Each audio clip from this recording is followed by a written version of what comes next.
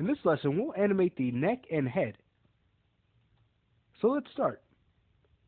We'll bring back our control curves and also show our graph editor. Okay, then we'll scrub back to the beginning of the animation and start. And at around this time, we're going to want to rotate the character's head up so he's not ramming it into the crate. So about frame 48, let's go to the head control, and then the X, we'll rotate it up. And then with the neck, we'll do the same, rotate that up too. Great, so as the character's moving in, his head is moving up. And we're going to want to do this something similar to on frame 66. So let's do that. We'll rotate the neck up some, and the head will do the same. Okay. And when we do that, we do have tangency we can fix. So let's adjust this tangency on frame 48. And also on the neck control, the rotate X of the neck. Great. So now we'll get this nice flow. So the character's head is moving up as he's moving into the crate.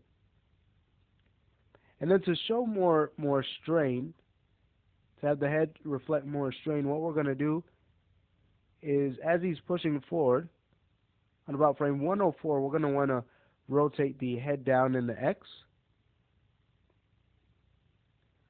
So let's do that. Bring it down some, and the neck too. We'll bring that down.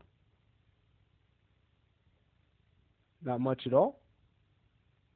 Great, so here's what we get. If we go ahead and just hide our curves and hit play to see what we have so far. Great, so now character's head is really starting to show strain. It's moving down as he's pushing at the crate. And if we wanted to, we could make this movement look more like follow through. And we could do that by adding a pose where the head is up just prior to where it moves down, just to add more of an appealing look to it as it's moving down. So let's just select the head, go to frame 79, and rotate the head up. So what we get now is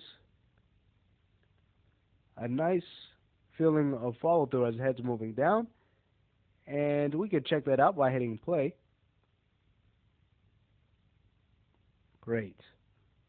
So let's move on from here. Now he's about to rotate his body to his left.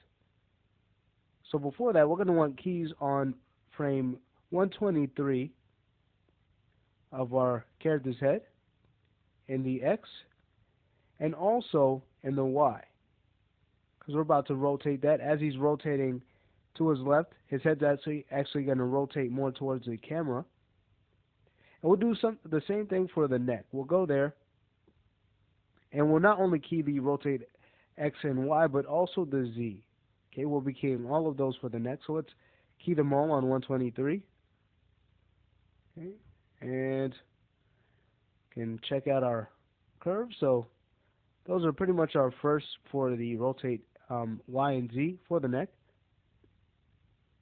Alright, so as the character is turning his body on 144, let's go to more of a back view. And with the neck selected, we'll bring it a little bit more to the character's right. Okay, then we can check that out in the Z. And then the Y, let's go there. We'll rotate it so that it's faced more to the camera, more towards us. And then we'll go to the character's head control and do the same thing. Rotate it more towards us in the Y, but also bring it up some more in the X. So here's what we get as we scrub through. Great. We can check out more of a back view too. Alright, great. Now as the character's moving down here,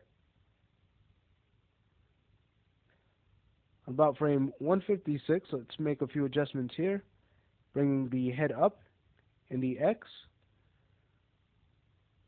So bring that up in the X. And do the same for the neck.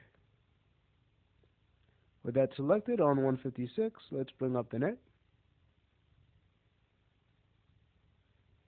All right, great. And then as for the Y, could bring that a little bit more in to the crate.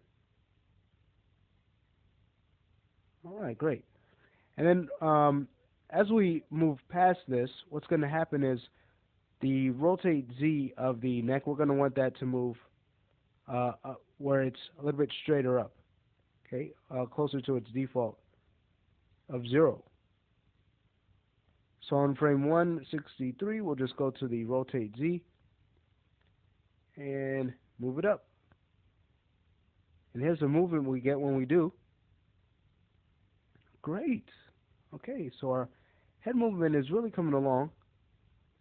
But now we come to this part where the character is intersecting with the crate.